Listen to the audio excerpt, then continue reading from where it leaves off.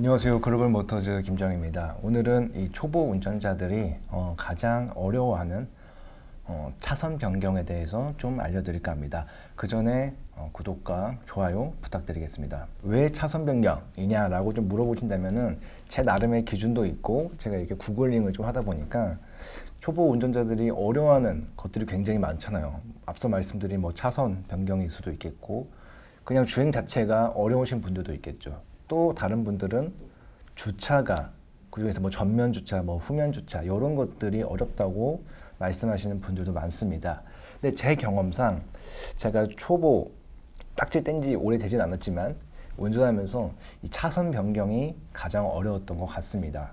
이 초보 운전자들이나 또는 이 장롱 면허이신 분들은 차량을 굉장히 오랜만에 다루잖아요. 그래서 이런 것도 익숙하지 않으신 분들 또 있으실 거고, 그리고 이 우리나라 이 운전면허를 따는 그 시스템상 그냥 속전속결로 필기 붙고 기능 붙고 그리고 이렇게 도로주행까지 이렇게 일사천리로 진행되는 이 과정 속에서 이런 차선 변경이라든가 이런 기본적인 운전에 대한 것들을 좀 배우는 게 좀 쉽지 않다라는 생각이 들었습니다.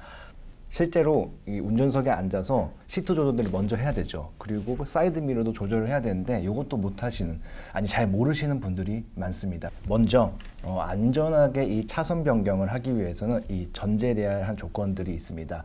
우선은 운전석에 앉자마자 이 시트를 본인의 몸에 맞게 좀 조절을 해야 합니다. 시트를 조절하실 때는 이 운전대 기준으로 이렇게 적당히 앞에 전방 시야도 확보가 돼야 되지만 이렇게 딱 앉았을 때 고개를 한번 둘러보죠. 그럴 때 이 사이드 미러가 내 시선에 확실히 들어오는가, 이것도 중요한 것 같습니다. 그리고 손을 뻗었을 때도 이제 손목시계 지금 차고 있는데 이쯤에 운전대 링 상단이 좀 위치하게 좀 시트를 좀 본인의 몸에 맞게 좀 조절하는 것이 필요합니다.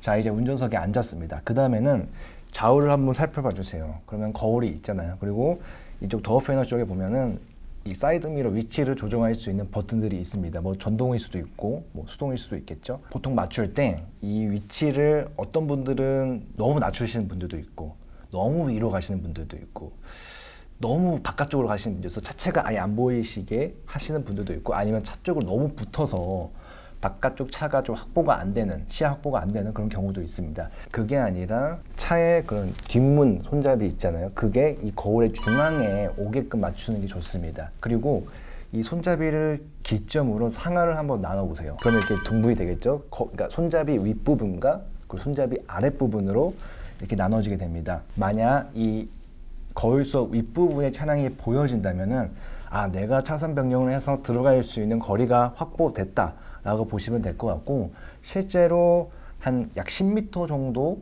옆차와의 그런 거리가 있다 라고 보시면 될 것 같습니다.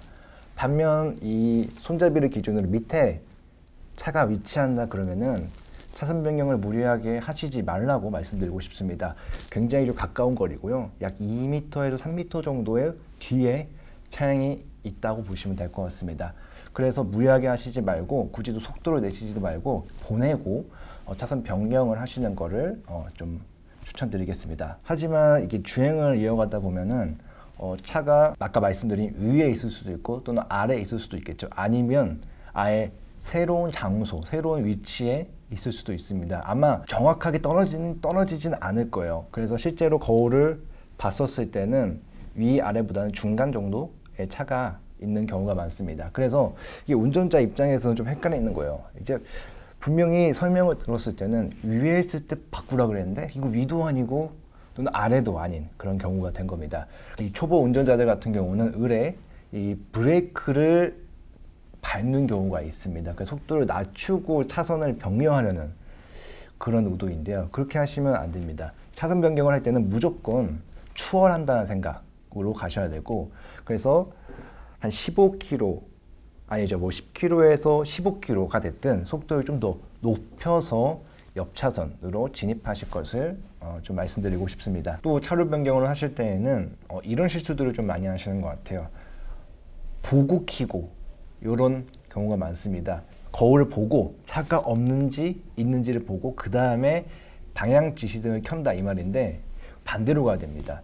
방향 지시등을 먼저 좌측이든 우측이든 먼저 켜시고 원하는 방향으로 차량이 있는지 없는지를 파악한 후에 차량 앞코를 좀 이렇게 들이밀어야 됩니다. 순서를 이렇게 가시면 될 것 같고, 그 다음으로는 의식적으로 이 거울을 좀 자주 보라고 말씀드리고 싶습니다. 이 좌측 사이드 미러 그리고 우측 사이드 미러 뿐만 아니라 주행 중에 이 백미러도 같이 보는 습관을 들여야 될 것 같습니다. 그냥 전방만 보면은 이게 운전이 굉장히 좀 불안하고 시야가 좁기 때문에 사고나 위험도 높고, 그래서 차선 변경을 하더라도 갑자기 차가 갑자기 끼어 들어오거나 이러한 변수들에 좀 대응을 못할 수도 있는데, 항상 좌측, 우측 그리고 후방 시야까지 파악하려는 그런 노력이 좀 필요할 것 같습니다. 자, 오늘은 이 초보 운전자들이 좀 무서워할 수 있는 그런 차선 변경에 대해서 좀 알아봤습니다. 어떻게 해야 되고, 뭐 시트 조절부터 거울 조절,